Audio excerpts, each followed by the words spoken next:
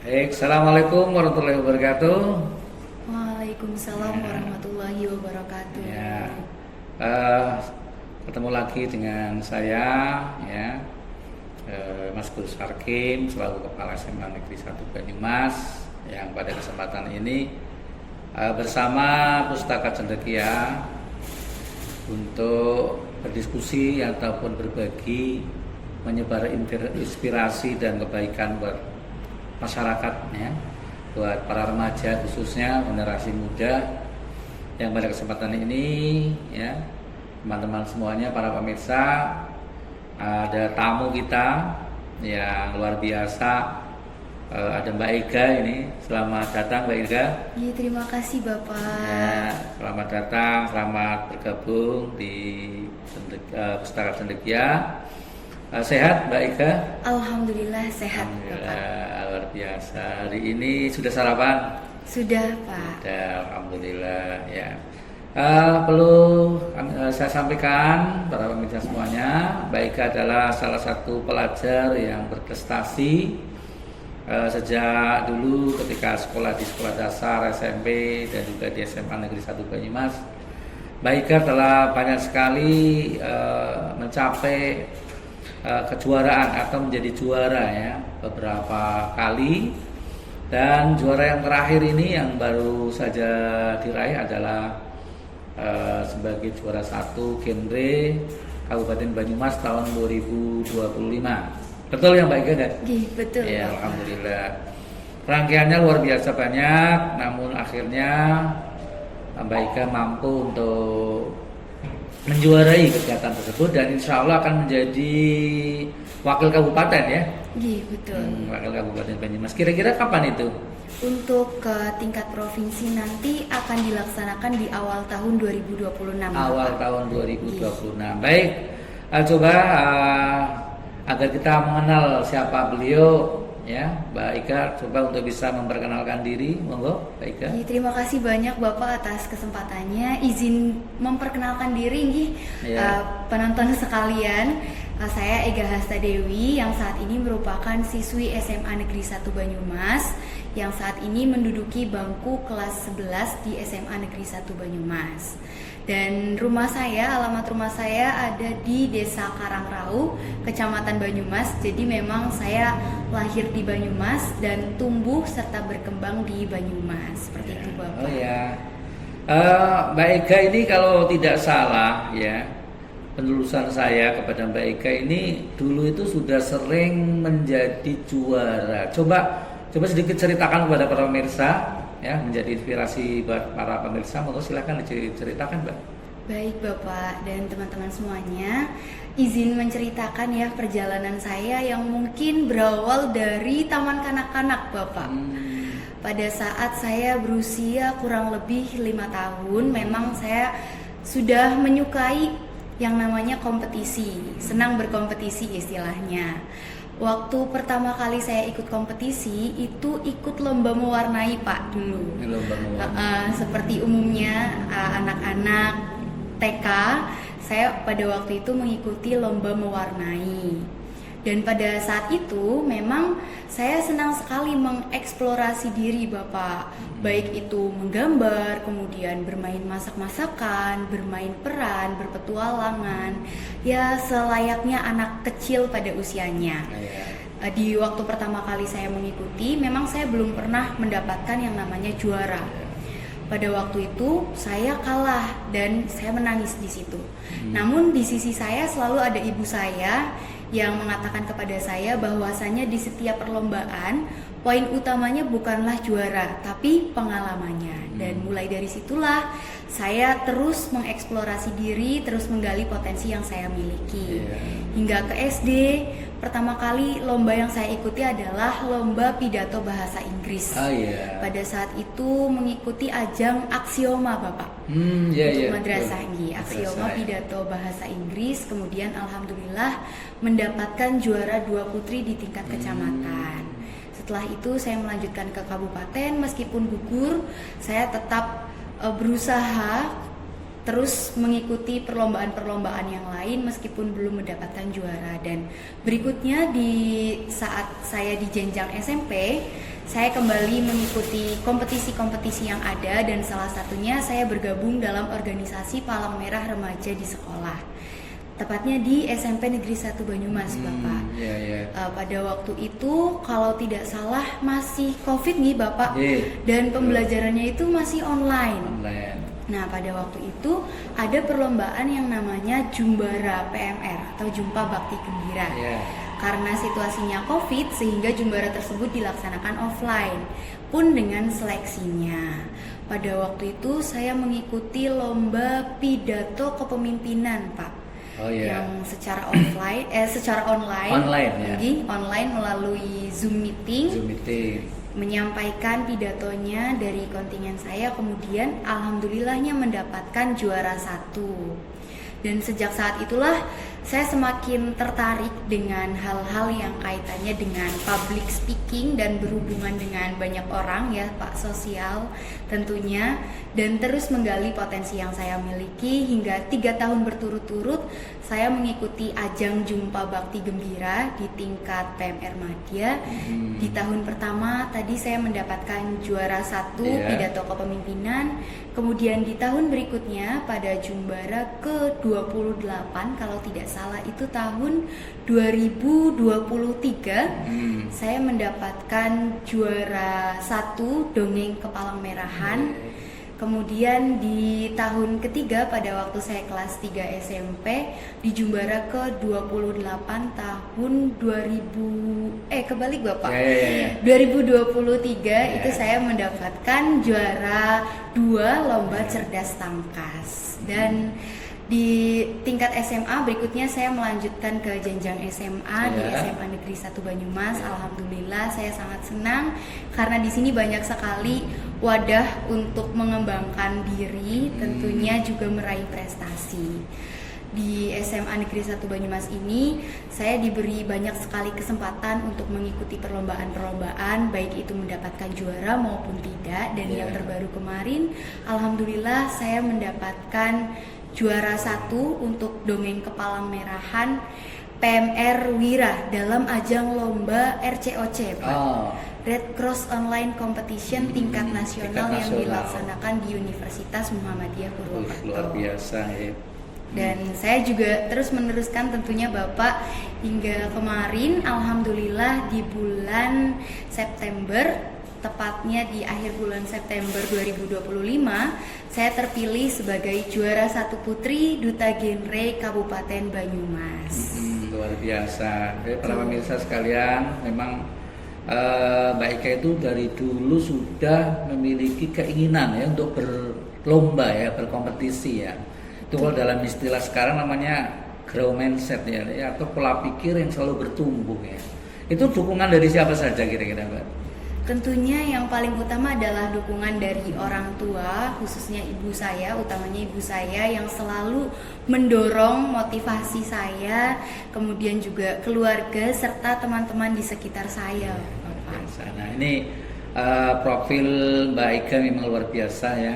Kira-kira kebiasaan apa yang menjadikan Mbak Ika ini percaya diri ya? Saya lihat kalau tidak keliru ini dalam lomba genre yang kemarin terbaru aja lawannya atau kompetitornya banyak sekali ya, dari mahasiswa juga ada ya kalau tidak salah ya. Ini kira-kira bekal apa yang kemudian menjadikan Mbak Ika ini percaya diri dan merasa mampu untuk mengalah atau bertanding dengan mereka atau berkompetisi dengan mereka? Kalau dari saya sendiri untuk dapat percaya diri, saya itu memiliki visi atau istilahnya kata-kata motivasi untuk saya. Itu keep learning, keep trying, and don't give up, Bapak. Apa itu artinya? Tetap belajar dan tetap mencoba serta tidak menyerah. Saya percaya bahwa dalam diri saya itu memiliki potensi. Ketika saya menghadapi suatu tantangan yang mungkin saya tidak dapat melewatinya, saya merasa tidak dapat melewatinya, itu akan saya kembalikan kepada diri saya sendiri, Bapak. Meski saya tidak bisa, bukan saya akan menyerah, melainkan harus saya coba. Jadi ketika melalui hal yang memang belum pernah dilalui atau kita perlu mempelajari hal itu, maka akan saya pelajari. Karena lebih baik mencoba tapi gagal daripada tidak mencoba sama sekali, Bapak. Luar biasa. Ya, ini apresiasi luar biasa buat Mbak Eka ya. Kalau kita lihat dari apa yang disampaikan, semuanya daging ini. Ya, tolong teman-teman semuanya, para pemirsa semuanya, para generasi muda itu bisa menjadikan inspirasi buat kalian semua agar bisa menjadi siapa diri kita. Jadi dikatakan bahwa kita itu harus mencoba, karena mencoba itu mesti mempunyai harapan. Tidak harus menang atau berhasil, tapi tetap mencoba, pantang menyerah. Dan insya Allah suatu saat pasti akan menghasilkan sesuatu yang membanggakan pada keluarga kita ataupun diri kita.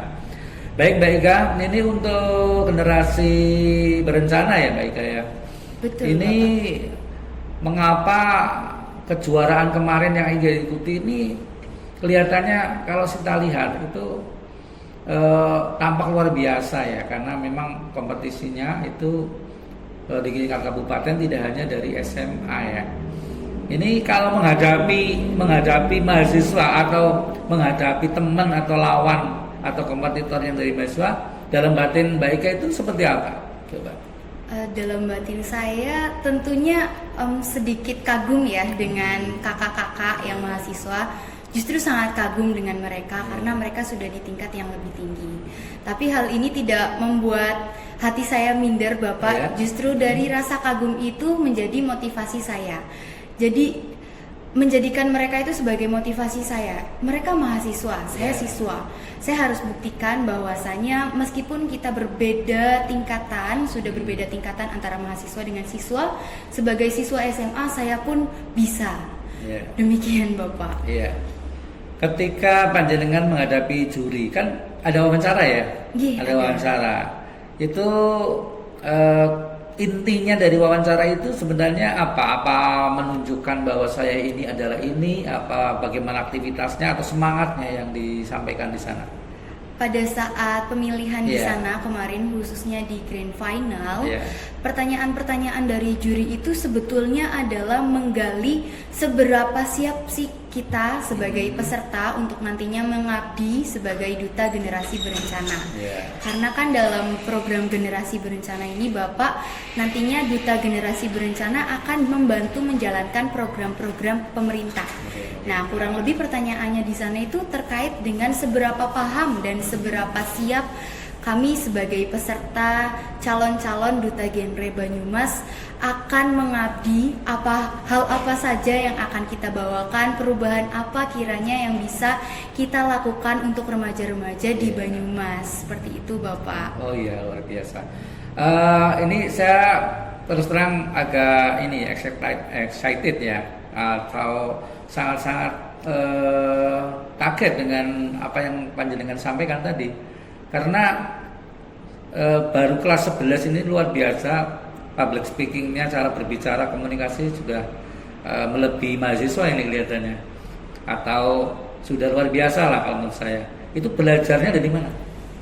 Nah, untuk skill public speaking ya Bapak, saya cukup senang dengan hal ini karena saya adalah orang yang mungkin kalau misalkan bahasanya anak zaman sekarang itu ekstrovert nih Bapak. Nah, saya senang sekali kalau misalkan bergabung dengan kegiatan-kegiatan yang melibatkan banyak orang, dan di situ tentunya melatih saya untuk dapat berbicara di depan banyak orang.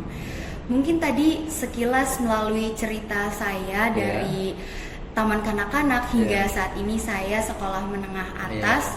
Itu sudah cukup banyak pengalaman-pengalaman yang menjadikan saya mampu untuk menguasai skill public speaking, dan tentunya itu harus terus diasah nih Bapak. Iya, bagus sekali ini, dan saya juga sebagai orang tua ya ini sangat melihat banyak potensi dari Mbak Eka.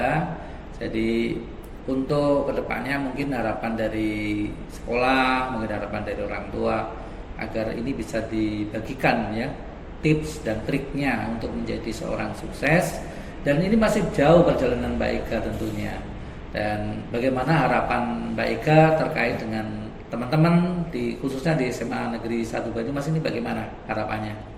Harapan saya untuk teman-teman di SMA Negeri 1 Banyumas itu tentunya sejalan dengan misi saya Bapak untuk menjadikan mereka remaja genre yang sehat, cerdas dan ceria Bapak. Untuk dapat melewati transisi-transisi kehidupan remaja dengan baik tentunya, dan yang paling penting adalah jangan menyia-nyiakan potensi, karena setiap orang, setiap remaja pasti memiliki potensi, dan potensi tersebut harus diasah untuk meraih cita-cita yang kita miliki, untuk meraih asa di masa depan. Ya, luar biasa. Nah, jawabannya tepat ya, dan simple tapi sangat jelas. Ya, ini jawaban seorang Ega ya. Baik, Mbak Ega, ini tentunya harapan kami semuanya dan juga Mbak Ega ke depan mesti akan bisa menjadi juara nasional ya. Ya, kita doakan saja teman-teman semuanya, dan saya terima kasih sekali kepada Mbak Ega atas tipnya, triknya, kemudian motivasinya kepada kita semua.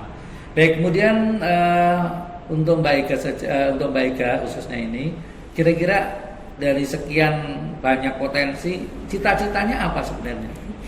Mohon izin Bapak, mungkin kalau dari tadi kita berbincang-bincang kaitannya dengan public speaking, kemudian sosial, untuk cita-cita saya itu saat ini sejalan dengan mata pelajaran pilihan yang saya ambil di kelas 11 SMA Bapak, yakni ada biologi dan kimia.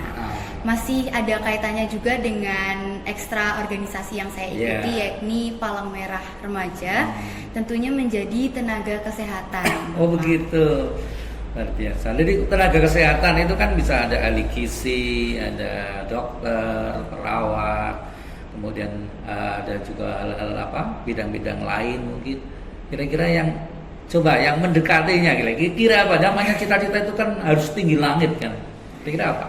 Kalau dari saya tersendiri, cita-cita yang mungkin tertanam dari dalam diri saya, yang menjadi motivasi saya untuk terus belajar, saya ingin menjadi dokter spesialis kandungan dan ginekologi. Alhamdulillah, dokter spesialis kandungan. Nah ini teman-teman sekalian, kita doakan ya Mbak Ega ini bisa mencapai cita-citanya, tentunya dengan segala potensi, segala usaha, dan itu yang tidak kalah pentingnya adalah doa ya. Doa dari orang tua dan juga dari kita semua, para orang yang tercinta, yang mencintai Mbak Ega semuanya. Mungkin demikian teman-teman sekalian ya, podcast pada kesempatan hari ini. Saya bersama Mbak Ega mau pamit undur. Insya Allah semuanya akan memberikan kebaikan bagi kita semua dan akan memberikan inspirasi pada kita semua, terutama pada kalian semua, para generasi yang hebat. Tentunya kalian semua punya potensi seperti yang disampaikan Mbak Ega. Kurang lebihnya mohon maaf ya. Saya akhiri. Assalamualaikum warahmatullahi wabarakatuh. Waalaikumsalam warahmatullahi wabarakatuh. Selamat siang Mbak Ega.